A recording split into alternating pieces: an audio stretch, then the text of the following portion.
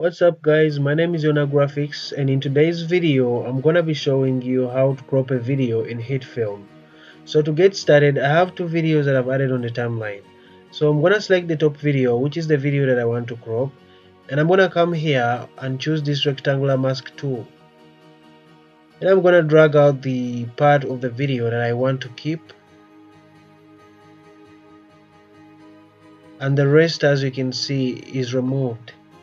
Now I have a part that I want. I can position the mask where I want it, and once I'm done I can select the video and position it wherever I want. And that's how you crop a video in Hitfilm. So if you enjoyed the video, please leave a like, comment in the comment section below, share the video and subscribe to my channel so that you don't miss out every time I upload a new video. And that being said, I'll see you guys in the next one.